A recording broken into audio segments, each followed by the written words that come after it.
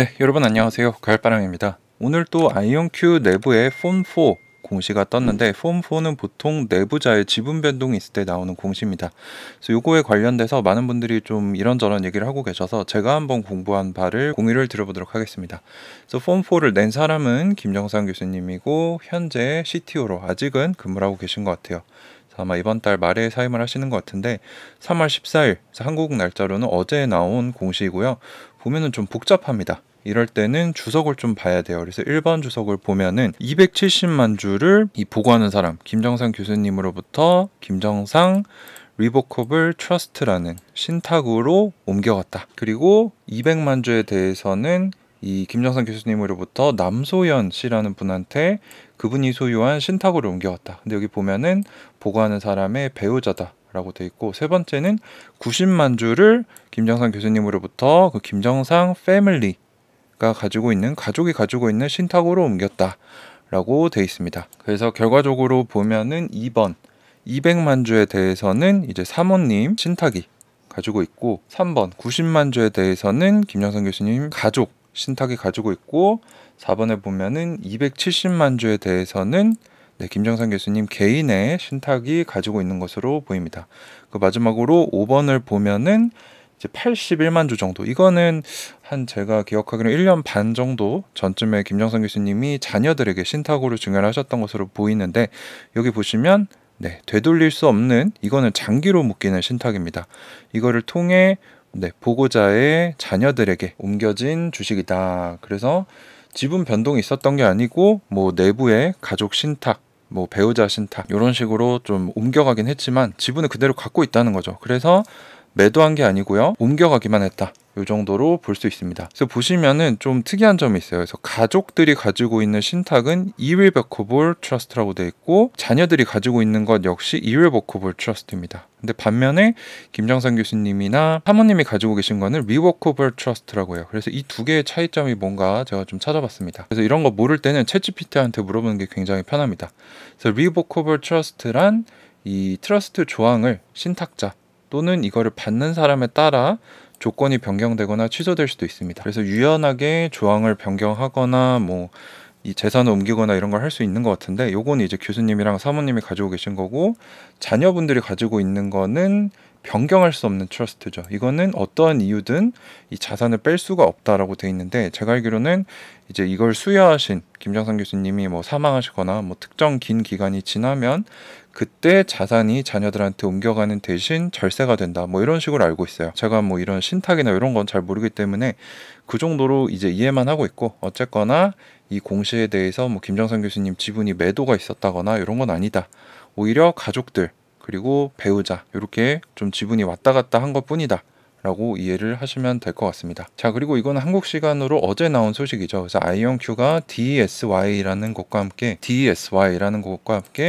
이제 공항 게이트에서 비행기들이 효율적으로 운영을 할 수 있도록 하는 이 양자적인 방법으로 파트너십 연구 결과를 냈다라는 얘기가 나오고 있습니다. 공항 게이트에서 들어오는 또 나가는 항공편을 더 잘 일치시키는 방법을 모색했는데, 이제 여행자가 도착해서 출발 게이트 이동하는데 소요되는 시간, 비행기가 다시 이륙하기까지 이 기다리는 시간을 줄이면서 이 하나의 게이트에서 서비스되는 비행기 숫자를 늘리는 데 관심이 있었다.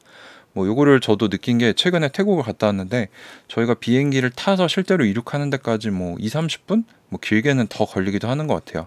그래서 그런 시간들을 줄이면 더 효율적으로 이 항공회사들이 또 공항들이 비행기들을 굴릴 수 있게 되고, 그러면 돈도 아낄 수 있게 되고 매출도 늘어나겠죠. 그래서 이걸 하기 위해서 아이온큐 아리아, 이게 이제 최신 제품 중 하나이죠. 여기서 최적화 알고리즘을 수행을 했다. 근데 큰 결과는 아니라고 보입니다. 왜냐하면 4개의 게이트 36개의 변수밖에 쓰지 않았기 때문에 그냥 초기 실험 결과다. 이게 뭐 엄청난 실험 결과고 뭐 엄청난 파트너십이다 이렇게 보기는 어렵고, 그냥 요런 연구도 하는구나, 초기 결과가 나왔구나 정도로 이해를 하시면 될 것 같습니다. 네, 그래서 이런 공시나 뭔가 소식이 나왔을 때는 그냥 남들한테 이게 뭐예요? 또는 뭐 본인 생각만 넣어서 이거 매도 아니냐 이런 식으로 하시지 마시고, 제가 하는 것처럼 그냥 사이트 들어가서 찾아서 우클릭해서 한국어로 번역만 눌러도 대강 어떤 건지 파악할 수 있고요. 그 정도를 먼저 직접적으로 파악을 해보시고 뭐 이 내용을 다뤄주시는 유튜버 분들이나 뭐 전문가들이 있다면 그때 그런 정보들을 참고해 보면서 이게 내 투자나 매매에 어떤 영향을 미치는가를 좀 판단해 보시면 좋을 것 같습니다. 네, 그리고 최근 아이온큐 차트를 잠깐 보면요. 보시면 지금 9불 초반을 강력하게 지지를 하고 있습니다. 그래서 저점들이 뭐 오늘 같은 경우는 9불 7센트까지 떨어졌고 그 전엔 15, 23 뭐 이렇게 좀 포진이 돼 있는데 큰 추세는 지금 내려가고 있죠.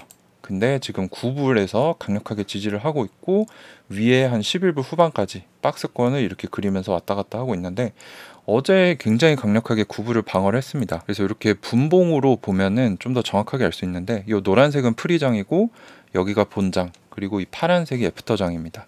그래서 보시면 한국인들이 주로 매매를 많이 하는 장 초반이랑 장 후반에 굉장히 이 매수 매도량이 많았음을 알 수 있습니다. 그래서 주가가 9불 초까지 내려오면 거래량이 터지면서 끌어올리는 모습을 볼 수 있고 또 이 장 마감 한국인 분들이 이제 일어날 때 또 매수세가 강했음을 알 수 있어서 9불이 굉장히 강력한 지지선임을 알 수 있습니다. 그래서 저 같은 경우도 이게 어느 정도 9불을 깨고 내려가면은 좀 사볼까 이렇게 좀 생각을 하고 있었는데 9불이 강력하게 지지되는 걸 보고 저도 9불 초반대에서 소량 추가 매수를 했는데 뭐 이런 차트를 보는 거나 또 뭐 여러분들이 매매하시는 거는 스스로 판단해 보셔야 될 거니까 차트는 이제 참고만 하시고 본인이 공부하시고 본인이 아는 거 본인이 가진 확신을 기반으로 현명하게 스스로 고민해 보시고 판단하시면 좋겠습니다. 참고로 몇 불 절대 안 온다 이런 얘기는 주식시장에서 먹히지 않습니다. 저 같은 경우도 이제 9불이 만약에 깨진다 그러면 이제 심리적 지지선이 무너지기 때문에 이 다음 저점인 7불까지도 충분히 갈 수 있다고 생각을 하고 있기 때문에